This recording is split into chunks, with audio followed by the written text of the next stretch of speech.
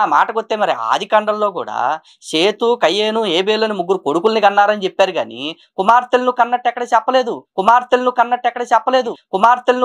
చెప్పలేదు. అరే లలిత్, నీ దేవుడి గురించి రాసినటువంటి గ్రంథాల గురించే నీకు తెలీదు. అలాంటిది నువ్వు బైబిల్ గురించి మాట్లాడి నీ పొరువంతా తీసుకోవడం అవసరమా?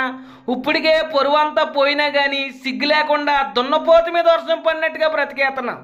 మళ్ళీ పైగా ఆదికాండంలో అవ్వ ఆదాముకి కుమారులు పుట్టినట్టుగా రాసుంది కానీ కుమార్తెలుగా పుట్టినట్టుగా ఎక్కడా రాయబడలేదు కదా అని అంటున్నావు. నీకు ఆదికాండం కూడా తెలియదని నాకు అర్థమైందిరా. ఆదికాండం 5:4 చూడు.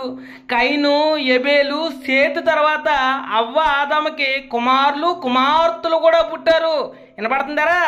కుమార్తెలు కూడా పుట్టారు అని ఆదికాండంలోనే రాయబడ్డదిరా. నీకు బైబిల్లో మొట్టమొదటి పుస్తకమైనటువంటి ఆదికాండం కూడా నీకు తెలియదురా. నీకు ముష్టడుక్కుంటంలో ఉన్నటువంటి శ్రద్ధ గ్రంథాల మీద పెట్టుంటే ఇలా బైబిల్ గురించి తెలిసి తెలియనట్టుగా పిచ్చోళ్ళగా పిచ్చుకొక్కలాగా వాగవరా. కాబట్టి ప్రియ స్నేహితులారా, ఈడి గ్రంథాల గురించి తెలీదు, బైబిల్ గురించి కూడా ఏమీ తెలీదు. అంతేకాదు ఈడు అబ్రహాం గురించి, అబ్రహాం భార్య గురించి చాలా ఎటకారంగా మాట్లాడాడు. అబ్రహాం అబద్ధాలాడని, అబ్రహాం భార్య శారా ముసల్దని చాలా ఎటకారంగా మాట్లాడాడు. మరొక వీడియోలో ఈడి గ్రంథాల ఆధారంగా ఈ నమ్మేటువంటి దేవుడు బ్రహ్మ ఎన్ని అబద్ధాలు ఆడాడో, ఎంతమంది చేత అబద్ధాలు ఆడిచ్చాడో, ఎంతమందిని కామించి వీర్యం కార్చాడో, అలాగే రాముడు ఎన్ని అబద్ధాలు ఆడాడో, రాముడు భార్య గురించి ఎంత అసహ్యంగా మాట్లాడాడో, రామావతారం తర్వాత విష్ణు అవతారంలో ఉండి గూందైనటువంటి కుబ్జాని ఎలా వాడుకున్నాడో, వీళ్ళ దేవుళ్ళు చేసినటువంటి పాప కార్యాల గురించి గ్రంథాల ఆధారంగా తెలియజేద్దాం.